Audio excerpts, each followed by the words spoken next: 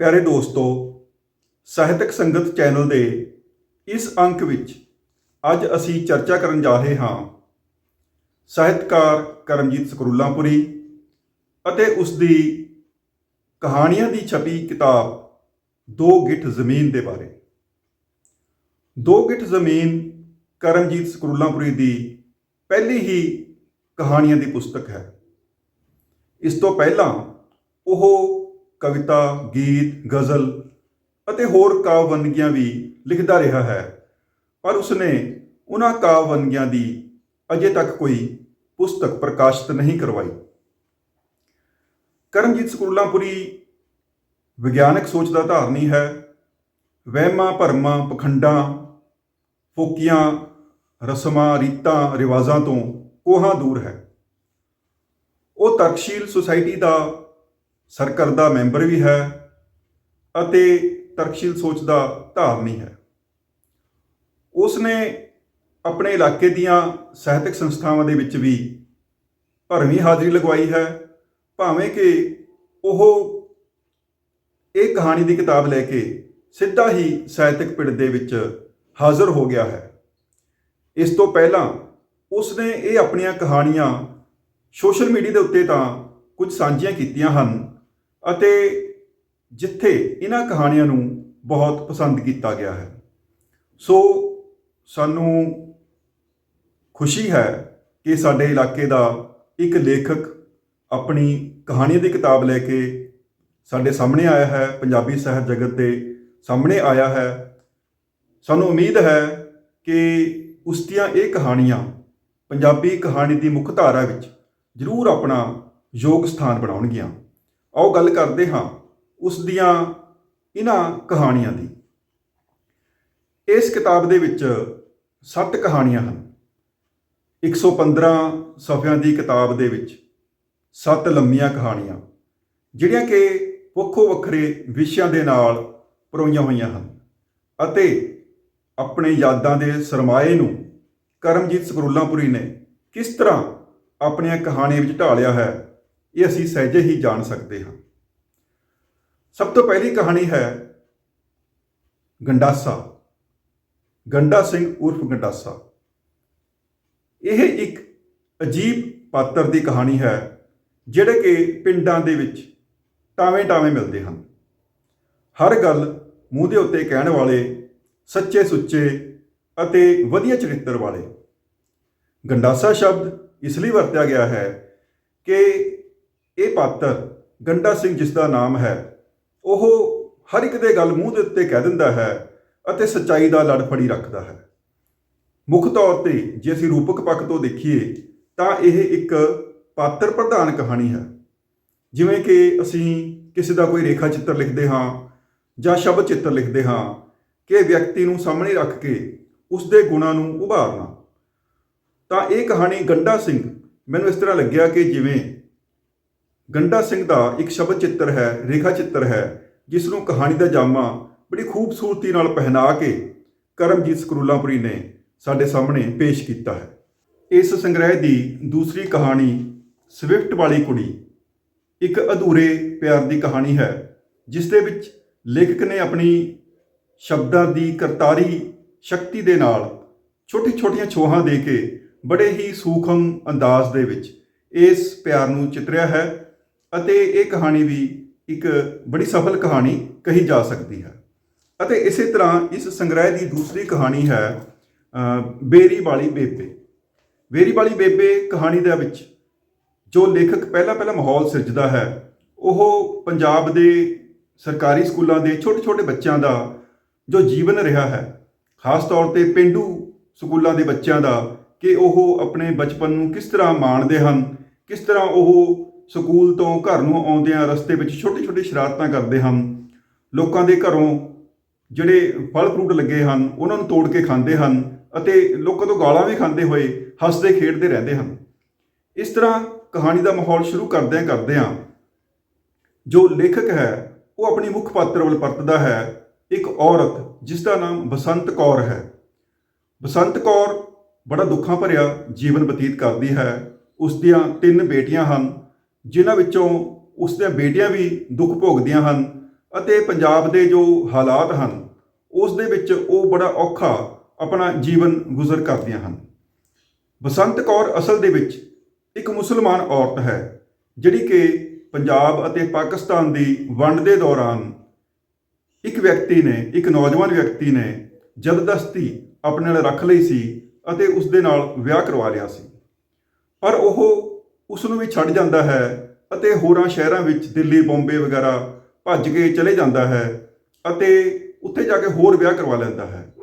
ਪਿੱਛੋਂ ਪਿੰਡ ਦੇ ਲੋਕੀ ਬਸੰਤ ਕੌਰ ਉਰਫ ਬਸ਼ੀਰਾ ਉਸ ਦੀ ਮਦਦ ਕਰਦੇ ਹਨ, ਉਸ ਦਾ ਜੀਵਨ ਬਤੀਤ ਕਰਨ ਦੇ ਵਿੱਚ ਉਸ ਨੂੰ ਪਿਆਸਤ ਕਰ ਦਿੰਦੇ ਹਨ ਅਤੇ ਅੰਤ ਉਹ ਚੜ੍ਹਾਈ ਕਰ ਜਾਂਦੀ ਹੈ। ਸੋ ਇਹ ਇੱਕ ਇਤਿਹਾਸਕ ਨਜ਼ਰੀਏ ਤੋਂ ਦੇਖਿਆ ਜਾਵੇ ਤਾਂ ਕਹਾਣੀ ਬਹੁਤ ਹੀ ਮਹੱਤਵਪੂਰਨ ਕਹਾਣੀ ਹੈ, ਜਿਹੜੀ ਕਿ ਸਾਡੇ ਉਸ ਸਮੇਂ ਦੇ ਦਰਦਾਂ ਨੂੰ ਸਾਡੇ ਸਾਹਮਣੇ ਪੇਸ਼ ਕਰਦੀ ਹੈ। ਕਹਾਣੀ ਦੋ ਗਿੱਠ ਜ਼ਮੀਨ, ਜਿਹੜੀ ਕਿ ਇਸ ਸੰਗ੍ਰਹਿ ਦੀ ਸਿਰਲੇਖ ਵਾਲੀ ਕਹਾਣੀ ਹੈ, ਟਾਈਟਲ ਵਾਲੀ ਕਹਾਣੀ ਹੈ, ਇੱਕ ਬਹੁਤ ਹੀ ਸੰਘਰਸ਼ ਦੀ ਕਹਾਣੀ ਹੈ। ਪੁਰਾਣੇ ਸਮਿਆਂ ਦੇ ਵਿੱਚ ਵਿਅਕਤੀ ਕਿਵੇਂ ਪੜ੍ਹਾਈਆਂ ਕਰਦੇ ਸਨ, ਗਰੀਬੀ ਵਿੱਚ, ਕਦੇ ਦੀਵੇ ਦੇ ਥੱਲੇ ਪੜ੍ਹਨਾ, ਕਦੇ ਗਲੀ ਦੀਆਂ ਸਟਰੀਟ ਲਾਈਟਸ ਦੇ ਹੇਠ ਪੜ੍ਹਨਾ ਅਤੇ ਕਦੇ ਬੜਾ ਲੰਬਾ ਸਫ਼ਰ ਕਰਕੇ 7-7, 8-8 ਕਿਲੋਮੀਟਰ ਪੈਦਲ ਤੁਰ ਕੇ ਸਕੂਲ ਪਹੁੰਚਣਾ, ਉਹ ਵੀ ਨੰਗੇ ਪੈਰੀਂ। ਇੱਕ ਬਹੁਤ ਹੀ ਸੰਘਰਸ਼ ਦੀ ਕਹਾਣੀ ਹੈ ਦੋ ਗਿੱਠ ਜ਼ਮੀਨ। ਇਸ ਦਾ ਜੋ ਮੁੱਖ ਪਾਤਰ ਹੈ ਉਹ ਬਹੁਤ ਔਖੀ ਸੌਖੀ ਹੋ ਕੇ ਪੜ੍ਹਾਈ ਕਰਦਾ ਹੈ ਗਰੀਬੀ ਦੇ ਵਿੱਚ। ਉਸ ਨੂੰ ਸਕੂਲ ਦੇ ਵਿੱਚ ਅਧਿਆਪਕਾਂ ਦਾ ਸਹੀ ਸਹਿਯੋਗ ਮਿਲਦਾ ਹੈ।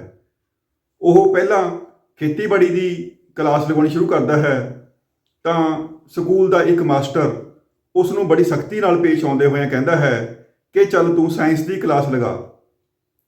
ਉਹ ਸਾਇੰਸ ਦੀ ਕਲਾਸ ਨਹੀਂ ਲਗਾਉਣਾ ਚਾਹੁੰਦਾ, 2-3 ਵਾਰੀ ਉਸ ਕਲਾਸ ਦੇ ਵਿੱਚੋਂ ਭੱਜਦਾ ਵੀ ਹੈ, ਪਰ ਜੋ ਸਿੱਧੂ ਮਾਸਟਰ ਹੈ ਉਸ ਕਹਾਣੀ ਦਾ ਪਾਤਰ, ਉਸ ਨੂੰ ਜ਼ਬਰਦਸਤੀ ਸਾਇੰਸ ਦੀ ਕਲਾਸ ਵਿੱਚ ਭੇਜਦਾ ਹੈ। ਸੋ ਕਹਾਣੀ ਦਾ ਇਹ ਪਾਤਰ ਮਿਹਨਤ ਕਰਕੇ ਆਪਣੀ ਵਿੱਦਿਆ ਪੂਰੀ ਕਰਦਾ ਹੈ, ਇੱਥੇ ਵੀ ਸਰਕਾਰੀ ਨੌਕਰੀ ਲੈਂਦਾ ਹੈ ਅਤੇ ਸਰਕਾਰ ਵੱਲੋਂ ਅਮਰੀਕਾ ਦੇ ਵਿੱਚ ਵੀ ਜਾ ਕੇ ਨੌਕਰੀ ਕਰਨ ਲੱਗਦਾ ਹੈ। ਉਸ ਨੂੰ ਸਰਕਾਰ ਵੱਲੋਂ ਆਪਣੇ ਖਰਚੇ ਦੇ ਉੱਤੇ ਅਮਰੀਕਾ ਭੇਜਿਆ ਜਾਂਦਾ ਹੈ ਅਤੇ ਉੱਥੇ ਉਹ ਕਿਸੇ ਗੋਰੀ ਦੇ ਨਾਲ ਵਿਆਹ ਕਰਵਾ ਕੇ ਉੱਥੇ ਹੀ ਸੈੱਟ ਹੋ ਜਾਂਦਾ ਹੈ ਅਤੇ ਲਿਖਦਾ ਪੜ੍ਹਦਾ ਵੀ ਰਹਿੰਦਾ ਹੈ, ਪਾਠ ਵੀ ਕਰਦਾ ਹੈ ਅਤੇ ਉਸ ਦੀਆਂ ਲਿਖੀਆਂ ਕਿਤਾਬਾਂ ਯੂਨੀਵਰਸਿਟੀ ਦੇ ਸਿਲੇਬਸਾਂ ਵਿੱਚ, ਕਾਲਜਾਂ ਦੇ ਸਿਲੇਬਸਾਂ ਵਿੱਚ ਲੱਗਦੀਆਂ ਹਨ। ਉਹ ਬਹੁਤ ਤਰੱਕੀ ਕਰਦਾ ਹੈ ਅਤੇ ਉਹ ਆਪਣੇ ਪਿੰਡ ਦੇ ਵਿੱਚ ਵੀ ਤਰੱਕੀ ਕਰਵਾਉਣੀ ਚਾਹੁੰਦਾ ਹੈ। ਖਾਸ ਤੌਰ 'ਤੇ ਆਪਣੇ ਪਿੰਡ ਦੇ ਵਿੱਚ ਆਪਣੇ ਪਿਤਾ ਦੇ ਨਾਮ ਦੇ ਉੱਤੇ ਇੱਕ ਬਹੁਤ ਵੱਡਾ ਸਕੂਲ ਖੋਲ੍ਹਣ ਦੀ ਉਸਦੀ ਇੱਛਾ ਹੈ। ਸਿਰਫ ਆਪਣਾ ਨਿੱਜੀ ਸਕੂਲ ਨਹੀਂ ਬਲਕਿ ਸਰਕਾਰੀ ਸਕੂਲ, ਸਰਕਾਰ ਨੂੰ ਅਤੇ ਪਿੰਡ ਨੂੰ ਸਹਾਇਤਾ ਦੇ ਕੇ ਆਪਣੇ ਖਰਚੇ ਦੇ ਉੱਤੇ ਉਹ ਆਪਣੇ ਪਿੰਡ ਦੇ ਵਿੱਚ ਇੱਕ ਸਕੂਲ ਖੋਲ੍ਹਣਾ ਚਾਹੁੰਦਾ ਹੈ। ਪਰ ਬਚਪਨ ਵਾਲੀ ਉਹੀ ਸਮੱਸਿਆ ਉਸ ਦੇ ਸਾਹਮਣੇ ਫੇਰ ਪੇਸ਼ ਆ ਜਾਂਦੀ ਹੈ ਕਿ ਉਸ ਨੂੰ ਪਿੰਡ ਦੇ ਬਦਲੇ ਹੋਏ ਜੋ ਲੋਕ ਹਨ, ਜੋ ਪੈਸੇ ਦੇ ਵਪਾਰੀ ਹੋ ਗਏ ਹਨ, ਜੋ ਜ਼ਮੀਨਾਂ ਦੇ ਪਿੱਛੇ ਲੋਭ ਲਾਲਚ ਵਿੱਚ ਮਰ ਰਹੇ ਹਨ, ਉਸ ਨੂੰ ਸਕੂਲ ਦੇ ਲਈ ਯੋਗ ਜ਼ਮੀਨ ਦੇਣ ਤੋਂ ਇਨਕਾਰੀ ਹੋ ਜਾਂਦੇ ਹਨ। ਅੰਤ ਵਿੱਚ ਉਸ ਦੇ ਕੋਲ ਜ਼ਮੀਨ ਘਟ ਜਾਂਦੀ ਹੈ। ਉਹ ਸੋਚਦਾ ਹੈ ਕਿ 2 ਗਿੱਠ ਜ਼ਮੀਨ ਹੋਣੀ ਕਿੰਨੀ ਜ਼ਰੂਰੀ ਹੈ ਬੰਦੇ ਕੋਲ। ਸੋ ਆਪਣੇ ਇਸ ਪ੍ਰੋਜੈਕਟ ਨੂੰ ਅਧੂਰਾ ਛੱਡ ਕੇ ਉਹ ਅਮਰੀਕਾ ਵਾਪਸ ਚਲੇ ਜਾਂਦਾ ਹੈ। ਇਸ ਕਹਾਣੀ ਦੇ ਵਿੱਚ ਜੋ ਮੈਂ ਪਾਤਰ ਹੈ, ਲੇਖਕ ਹੈ, ਉਹ ਵਾਰ-ਵਾਰ ਆਪਣੇ ਤਾਏ ਦੇ ਮੁੰਡੇ ਨੂੰ, ਜਿਹੜਾ ਕਿ ਕਹਾਣੀ ਦਾ ਮੁੱਖ ਪਾਤਰ ਹੈ, ਉਸ ਨੂੰ ਮਿਲਦਾ ਹੈ, ਉਸ ਤੋਂ ਪ੍ਰਭਾਵਿਤ ਹੁੰਦਾ ਹੈ, ਉਸ ਤੋਂ ਚੰਗੀਆਂ ਕਦਰਾਂ ਕੀਮਤਾਂ ਸਿੱਖਦਾ ਹੈ। ਸੋ ਇਸ ਕਹਾਣੀ ਦੇ ਵਿੱਚ ਜੋ ਬੇਜ਼ਮੀਨੇ ਹਨ, ਜਿਨ੍ਹਾਂ ਦੇ ਕੋਲ ਜ਼ਮੀਨ ਦਾ ਕੋਈ ਟੁਕੜਾ ਨਹੀਂ, ਪਰ ਉਹ ਆਪਣੀ ਮਿਹਨਤ ਦੇ ਬਲਬੂਤੇ, ਆਪਣੇ ਸੰਘਰਸ਼ ਦੇ ਬਲਬੂਤੇ ਜੀਵਨ ਵਿੱਚ ਸਫਲ ਹੁੰਦੇ ਹਨ। ਇਸ ਤਰ੍ਹਾਂ ਕਰਕੇ ਇਹ ਕਹਾਣੀ ਬਹੁਤ ਹੀ ਮਹੱਤਵਪੂਰਨ ਕਹਾਣੀ ਹੈ ਅਤੇ ਕਿਸੇ ਵਿਅਕਤੀ ਦੇ ਜੀਵਨ ਸੰਘਰਸ਼ ਨੂੰ ਪੇਸ਼ ਕਰਦੀ ਹੈ। ਅਸੀਂ ਇਹ ਵੀ ਕਹਿ ਸਕਦੇ ਹਾਂ ਕਿ ਇਹ ਕਹਾਣੀ ਵੀ ਮੁੱਖ ਤੌਰ 'ਤੇ ਇੱਕ ਪਾਤਰ ਪ੍ਰਧਾਨ ਕਹਾਣੀ ਹੀ ਹੈ, ਜਿਸ ਦੇ ਵਿੱਚ ਮੁੱਖ ਪਾਤਰ ਦੇ ਕਿਰਦਾਰ ਨੂੰ ਬੜੀ ਸਫਲਤਾ ਦੇ ਨਾਲ ਘੜਿਆ ਗਿਆ ਹੈ। ਜਿਵੇਂ ਕਿ ਪਹਿਲਾਂ ਵੀ ਕਿਹਾ ਗਿਆ ਹੈ, ਕਿ ਕਰਮਜੀਤ ਸਕਰੂਲਾਂਪੁਰੀ ਵਿਗਿਆਨਕ ਸੋਚ ਦਾ ਧਾਰਨੀ ਹੈ ਅਤੇ ਤਰਕਸ਼ੀਲ ਲਹਿਰ ਨੂੰ ਪ੍ਰਣਾਇਆ ਹੋਇਆ ਇੱਕ ਮੈਂਬਰ ਹੈ, ਇੱਕ ਆਗੂ ਹੈ। ਉਹ ਵਹਿਮਾਂ ਭਰਮਾਂ, ਪਖੰਡਾਂ, ਰੀਤਾਂ ਰਿਵਾਜ਼ਾਂ ਅਜਿਹੀਆਂ ਚੀਜ਼ਾਂ ਤੋਂ ਕੋਹਾਂ ਦੂਰ ਹੈ। ਉਹ ਚਾਹੁੰਦਾ ਹੈ ਕਿ ਦਬੇ ਕੁਚਲੇ ਵਰਗਾਂ ਦੇ ਬੱਚੇ ਸੰਘਰਸ਼ ਕਰਨ, ਪੜ੍ਹਨ ਲਿਖਣ ਅਤੇ ਆਪਣੇ ਜੀਵਨ ਦੇ ਵਿੱਚ ਕਾਮਯਾਬ ਹੋਣ। ਬੱਚਿਆਂ ਦੇ ਨਾਲ, ਖਾਸ ਤੌਰ ਤੇ ਆਪਣੇ ਵਿਦਿਆਰਥੀਆਂ ਦੇ ਨਾਲ ਉਸ ਨੂੰ ਬਹੁਤ ਪਿਆਰ ਹੈ। ਉਹ ਆਪਣੇ ਬੱਚਿਆਂ ਨੂੰ ਕਲਾਵੇ ਵਿੱਚ ਲੈ ਕੇ ਉਹਨਾਂ ਦੀ ਗੱਲ ਸੁਣਦਾ ਹੈ, ਉਹਨਾਂ ਨੂੰ ਪਿਆਰ ਕਰਦਾ ਹੈ ਅਤੇ ਉਹਨਾਂ ਨੂੰ ਸਮਝਾ ਬੁਝਾ ਕੇ ਚੰਗੇ ਰਸਤੇ ਪਾਉਣੇ ਚਾਹੁੰਦਾ ਹੈ। ਇਹੀ ਜੋ ਵਿਸ਼ਾ ਉਸਨੇ ਲਿਆ ਹੈ ਕਹਾਣੀ ਚੁੱਪ ਦੀ ਸਰਦਲ ਤੇ। ਚੁੱਪ ਦੀ ਸਰਦਲ ਤੇ ਇੱਕ ਮੁਸਲਮਾਨ ਪਰਿਵਾਰ ਦੇ ਬੱਚੇ ਨਾਲ ਸੰਬੰਧਿਤ ਕਹਾਣੀ ਹੈ, ਜਿਸ ਨੂੰ ਕਿ ਸਕੂਲ ਵਿੱਚ ਪੜ੍ਹਦੇ ਹੋਇਆਂ ਆਪਣੇ ਨਾਲ ਕੁਝ ਭੇਦਭਾਵ ਹੁੰਦਾ ਮਹਿਸੂਸ ਹੁੰਦਾ ਹੈ। ਉਹ ਸੋਚਦਾ ਹੈ ਕਿ ਅਸੀਂ ਮਜ਼ਦੂਰਾਂ ਦੇ ਬੱਚੇ, ਅਸੀਂ ਗਰੀਬਾਂ ਅਤੇ ਘੱਟ ਗਿਣਤੀਆਂ ਦੇ ਬੱਚੇ ਇੰਨਾ ਸੰਘਰਸ਼ ਕਰਦੇ ਹਾਂ, ਇੰਨੀ ਮਿਹਨਤ ਕਰਦੇ ਹਾਂ, ਪਰ ਜੋ ਵੱਡੇ ਘਰਾਂ ਦੇ ਬੱਚੇ ਹਨ ਜਾਂ ਵੱਡੇ ਘਰਾਂ ਦੇ ਮਾਲਕ ਹਨ, ਉਹ ਉਹਨਾਂ ਨੂੰ ਘਰੋਂ ਬਾਹਰ ਹੀ ਕੱਢ ਦਿੰਦੇ ਹਨ। ਕਹਿਣ ਦਾ ਮਤਲਬ ਕਿ ਮਜ਼ਦੂਰ ਜਦੋਂ ਕਿਸੇ ਘਰ ਨੂੰ ਬਣਾ ਦਿੰਦਾ ਹੈ ਤਾਂ ਉਸ ਨੂੰ ਘਰੋਂ ਬਾਹਰ ਕੱਢ ਦਿੱਤਾ ਜਾਂਦਾ ਹੈ ਕਿ ਗਰੀਬ ਪਰਿਵਾਰਾਂ ਦੇ ਬੱਚਿਆਂ ਕੋਲ ਕੋਈ ਸਹੂਲਤਾਂ ਨਹੀਂ, ਰਹਿਣ ਲਈ ਘਰ ਨਹੀਂ, ਉਹਨਾਂ ਨੂੰ ਦੁਰਕਾਰਿਆ ਜਾਂਦਾ ਹੈ। ਇਸ ਕਹਾਣੀ ਦੇ ਵਿਸ਼ੇ ਨੂੰ ਬੜੀ ਇੱਕ ਸੰਜੀਦਗੀ ਦੇ ਨਾਲ ਨਿਭਾਇਆ ਹੈ ਕਰਮਜੀਤ ਸਕਰੂਲਾਂਪੁਰੀ ਨੇ। ਉਸਨੇ ਇਸ ਕਹਾਣੀ ਦੇ ਵਿੱਚ ਇਹ ਵੀ ਦਰਸਾਇਆ ਹੈ ਕਿ ਅਸੀਂ ਵੱਡੇ ਅਧਿਆਪਕ ਜਾਂ ਮਾਤਾ ਪਿਤਾ ਅਜਿਹੇ ਬੱਚਿਆਂ ਨੂੰ ਹੌਸਲਾ ਦੇ ਕੇ ਉਹਨਾਂ ਨੂੰ ਸਹੀ ਰਸਤੇ ਤੋਰ ਸਕਦੇ ਹਾਂ। ਕਹਾਣੀ ਗੂੜੇ ਰੰਗ। ਇਹ ਕਹਾਣੀ ਇਸ ਸੰਗ੍ਰਹਿ ਦੀ ਦੂਸਰੀ ਪਿਆਰ ਕਹਾਣੀ ਹੈ, ਜਿਸ ਨੂੰ ਮੁਹੱਬਤ ਦੇ ਰੰਗਾਂ ਨਾਲ ਚਿਤਰਿਆ ਗਿਆ ਹੈ। ਇਸ ਦੇ ਵਿੱਚ ਮੁੱਖ ਪਾਤਰ ਇੱਕ ਚਿੱਤਰਕਾਰ ਹੈ ਅਤੇ ਇਸ ਦੀ ਨਾਇਕਾ ਥੀਏਟਰ ਦੀ ਇੱਕ ਅਦਾਕਾਰਾ ਹੈ। ਉਹ ਦੋਵੇਂ ਕਿਸੇ ਪਾਰਟੀ ਵਿੱਚ ਮਿਲਦੇ ਹਨ ਅਤੇ ਇੱਕ ਦੂਜੇ ਵੱਲ ਖਿੱਚੇ ਜਾਂਦੇ ਹਨ। ਹੌਲੀ ਹੌਲੀ ਬੜੀ ਸਹਿਜਤਾ ਅਤੇ ਸਰਲਤਾ ਦੇ ਨਾਲ ਉਹਨਾਂ ਦੀ ਇਹ ਦੋਸਤੀ ਅੱਗੇ ਵੱਧਦੀ ਹੈ ਅਤੇ ਮੁਹੱਬਤ ਦੇ ਵਿੱਚ ਬਦਲ ਜਾਂਦੀ ਹੈ। ਇਸ ਕਹਾਣੀ ਦੀਆਂ ਬਰੀਕ ਬਰੀਕ ਛੋਹਾਂ ਪਾਠਕ ਦੇ ਮਨ ਨੂੰ ਖਿੱਚ ਲੈਂਦੀਆਂ ਹਨ। ਸੋ ਇਹ ਕਹਾਣੀ ਬੜੇ ਹੀ ਵਧੀਆ ਅੰਦਾਜ਼ ਦੇ ਨਾਲ, ਬੜੀ ਕਾਵਿਕਤਾ ਦੇ ਨਾਲ ਰਚੀ ਹੋਈ ਇੱਕ ਤਰਲਤਾ ਹੈ, ਜਿਸ ਨੂੰ ਪੜ੍ਹ ਕੇ ਹੀ ਮਾਣਿਆ ਜਾ ਸਕਦਾ ਹੈ। ਲਓ, ਹੁਣ ਅਸੀਂ ਆਉਂਦੇ ਹਾਂ ਇਸ ਕਹਾਣੀ ਸੰਗ੍ਰਹਿ ਦੀ ਅੰਤਿਮ ਕਹਾਣੀ ਕੈਲਾ ਗੱਪੀ ਨਹੀਂ ਸੀ। ਕੈਲਾ ਗੱਪੀ ਨਹੀਂ ਸੀ ਕਹਾਣੀ ਦੇ ਵਿੱਚ ਪੂਰੇ ਪੰਜਾਬ ਦੇ ਪਿਛਲੇ 15-20 ਸਾਲਾਂ ਦੇ ਜਾਂ ਇਸ ਤੋਂ ਵੀ ਵੱਧ ਸਾਲਾਂ ਦੇ ਇਤਿਹਾਸ ਨੂੰ ਚਿਤਰਿਆ ਗਿਆ ਹੈ। ਪਹਿਲਾਂ ਕਹਾਣੀ ਲੱਗਦੀ ਹੈ ਕਿ ਇਸ ਕਹਾਣੀ ਦੇ ਵਿੱਚ ਪਿੰਡਾਂ ਦਾ ਮਾਹੌਲ ਹੋਏਗਾ, ਕਿ ਪਿੰਡਾਂ ਦੀਆਂ ਸੱਥਾਂ ਦੇ ਵਿੱਚ ਬਜ਼ੁਰਗ ਜਾਂ ਹੋਰ ਵਸਿੰਦੇ ਕਿਸ ਤਰ੍ਹਾਂ ਗੱਲਬਾਤ ਕਰਦੇ ਹਨ। ਉਹਨਾਂ ਵਿੱਚ ਨਸ਼ੇ ਪੱਤੇ ਵਾਲੇ ਅਮਲੀ ਵੀ ਹਨ, ਤਾਸ਼ ਖੇਡਣ ਵਾਲੇ ਵੀ ਹਨ, ਹਾਸੇ ਮਜ਼ਾਕ ਵਾਲੇ ਵੀ ਹਨ, ਚੁੱਪ ਕਰਕੇ ਬੈਠਣ ਵਾਲੇ ਵੀ ਹਨ ਅਤੇ ਅਖਬਾਰ ਪੜ੍ਹਨ ਵਾਲੇ ਵੀ ਹਨ। ਪਹਿਲਾਂ ਪੰਜਾਬ ਦੇ ਅਜਿਹੇ ਇੱਕ ਮਾਹੌਲ ਨੂੰ ਚਿਤਰਿਆ ਗਿਆ ਹੈ। ਲੱਗਦਾ ਨਹੀਂ ਕਿ ਕਹਾਣੀ ਕਿੱਧਰ ਨੂੰ ਜਾਏਗੀ। ਉਸ ਤੋਂ ਬਾਅਦ ਪਹਿਰੇ ਲੱਗਣ ਦੀ ਗੱਲ ਆਉਂਦੀ ਹੈ। ਪਿੰਡਾਂ ਵਿੱਚ ਔਰਤਾਂ ਦੀ ਲੜਾਈ ਦੀ ਗੱਲ ਆਉਂਦੀ ਹੈ ਕਿ ਔਰਤਾਂ ਕਿਸ ਤਰ੍ਹਾਂ ਝਗੜੇ ਕਰਦੀਆਂ ਹਨ। ਪਿੰਡਾਂ ਦੀਆਂ ਔਰਤਾਂ ਖੂਹਾਂ ਦੇ ਉੱਤੇ ਪਾਣੀ ਦੇ ਪਿੱਛੇ ਕਿਸ ਤਰ੍ਹਾਂ ਲੜਦੀਆਂ ਹਨ। ਉਹ ਮਾਹੌਲ ਸਿਰਜਣ ਤੋਂ ਬਾਅਦ ਪਹਿਰੇ ਲੱਗਣ ਦੀ ਗੱਲ ਆਉਂਦੀ ਹੈ ਕਿ ਪਿੰਡਾਂ ਦੇ ਵਿੱਚ ਲੁਟੇਰਿਆਂ ਦਾ ਆਤੰਕ ਹੈ, ਜਿਨ੍ਹਾਂ ਨੂੰ ਅਸੀਂ ਕਾਲੇ ਕੱਛਿਆਂ ਵਾਲੇ ਕਿਹਾ ਜਾਂਦਾ ਸੀ। ਉਹਨਾਂ ਦੇ ਆਤੰਕ ਵਜੋਂ ਪਿੰਡਾਂ ਵਿੱਚ 4-4 ਬੰਦਿਆਂ ਦੇ ਪਹਿਰੇ ਲੱਗਦੇ ਹਨ ਅਤੇ ਪਹਿਰੇ ਕਿਸ ਤਰ੍ਹਾਂ ਲੱਗਦੇ ਹਨ, ਉਹਦੇ ਵਿੱਚ ਉਹ ਆਪਣਾ ਮਨੋਰੰਜਨ ਵੀ ਕਰਦੇ ਹਨ, ਹਾਸਾ ਠੱਠਾ ਵੀ ਕਰਦੇ ਹਨ ਅਤੇ ਇੱਕ ਦੂਜੇ ਦੀਆਂ ਚੁਗਲੀਆਂ ਵੀ ਕਰਦੇ ਹਨ, ਇੱਕ ਦੂਜੇ ਨੂੰ ਛੇੜਦੇ ਵੀ ਹਨ।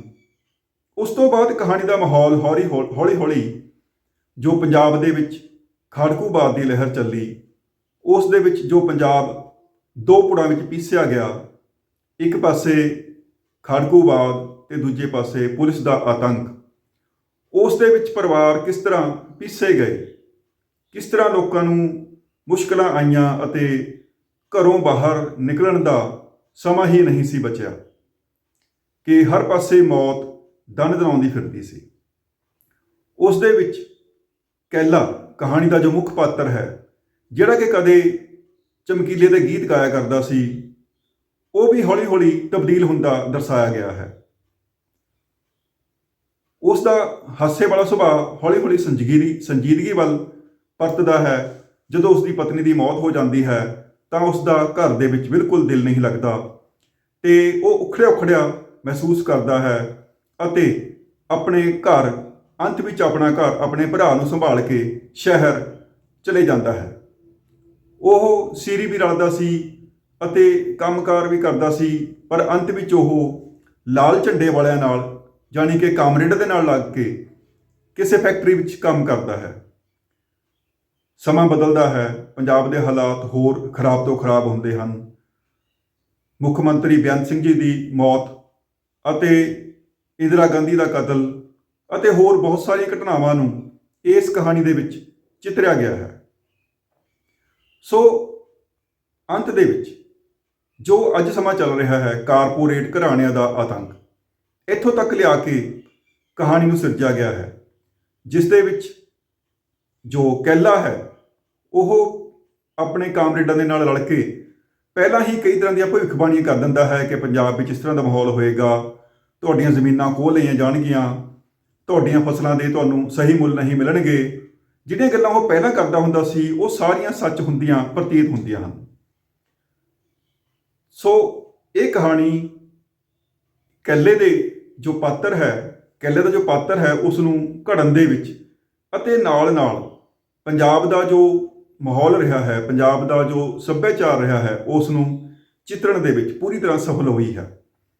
ਜਿਹੜੇ ਵਿਅਕਤੀਆਂ ਨੂੰ, ਨਵੇਂ ਨੌਜਵਾਨਾਂ ਨੂੰ ਪੰਜਾਬ ਦੇ ਹਾਲਾਤ ਬਾਰੇ ਜ਼ਿਆਦਾ ਜਾਣਕਾਰੀ ਨਹੀਂ, ਉਹ ਵੀ ਇਸ ਕਹਾਣੀ ਨੂੰ ਪੜ੍ਹ ਕੇ ਇਸ ਦਾ ਵਿਸ਼ਲੇਸ਼ਣ ਕਰ ਸਕਦੇ ਹਨ ਕਿ ਪੰਜਾਬ ਕਿਹੋ ਜਿਹੇ ਦੌਰਾਂ ਦੇ ਵਿੱਚੋਂ ਲੰਘਿਆ ਹੈ ਅਤੇ ਕਿਹੋ ਜਿਹੇ ਦੌਰ ਦੇ ਵਿੱਚੋਂ ਲੰਘੇਗਾ। ਅਸੀਂ ਕਹਿ ਸਕਦੇ ਹਾਂ ਕਿ ਇਹ ਕਹਾਣੀਆਂ ਬਹੁਤ ਸਫਲ ਕਹਾਣੀਆਂ ਹਨ, ਜਿਸ ਦੇ ਵਿੱਚ ਲੇਖਕ ਦੀ ਭਾਸ਼ਾ ਬਹੁਤ ਕਮਾਲ ਦੀ ਹੈ। ਭਾਸ਼ਾ ਦੇ ਉੱਤੇ ਉਸ ਦੀ ਕੀਤੀ ਹੋਈ ਮਿਹਨਤ ਸਾਫ਼ ਝਲਕਦੀ ਹੈ। ਵਿਸ਼ਾ ਪੱਖ ਦੇ ਨਾਲ ਨਾਲ ਕਹਾਣੀਕਾਰ ਨੇ ਰੂਪਕ ਪੱਖ ਦਾ ਵੀ ਧਿਆਨ ਰੱਖਿਆ ਹੈ। ਉਸ ਨੇ ਆਪਣੇ ਜੀਵਨ ਦੇ ਵਿੱਚ ਹੰਢਾਏ ਅਨੁਭਵਾਂ ਦੇ ਆਧਾਰ ਤੇ ਅਤੇ ਪੜ੍ਹੇ ਹੋਏ ਸਾਹਿਤ ਦੇ ਆਧਾਰ ਤੇ ਇਹਨਾਂ ਕਹਾਣੀ ਦੀ ਸਿਰਜਣਾ ਕੀਤੀ ਹੈ। ਅਸੀਂ ਉਮੀਦ ਕਰਦੇ ਹਾਂ ਕਿ ਸਾਡਾ ਕਰਮਜੀਤ ਸਕਰੂਲਾਪੁਰੀ ਆਪਣੀ ਇਸ ਨਵੀਂ ਕਿਤਾਬ ਦੇ ਨਾਲ ਪੰਜਾਬੀ ਸਾਹਿਤ ਜਗਤ ਦੇ ਕਹਾਣੀ ਸਾਹਿਤ ਦੇ ਉੱਤੇ ਇੱਕ ਚਮਕਦੇ ਹੋਏ ਸਿਤਾਰੇ ਵਾਂਗ ਸਭ ਦੇ ਸਾਹਮਣੇ ਆਵੇ। ਅਸੀਂ ਦੁਆ ਕਰਦੇ ਹਾਂ ਕਿ ਕਰਮਜੀਤ ਸਕਰੂਲਾਪੁਰੀ ਇਸੇ ਤਰ੍ਹਾਂ ਆਪਣੀ ਸਾਹਿਤ ਸਾਧਨਾ ਅਤੇ ਤਪੱਸਿਆ ਦੇ ਵਿੱਚ ਲੀਨ ਰਹਿ ਕੇ ਸਾਨੂੰ ਹੋਰ ਵੀ ਬਹੁਤ ਮਹੱਤਵਪੂਰਨ ਕਹਾਣੀਆਂ ਦੇਵੇ, ਤਾਂ ਜੋ ਸਾਡੇ ਸਮਾਜ ਦਾ, ਸਾਡੇ ਪੰਜਾਬ ਦਾ ਚਿਹਰਾ ਮੋਹਰਾ ਨਿਖਰ ਸਕੇ। ਬਹੁਤ ਬਹੁਤ ਧੰਨਵਾਦ।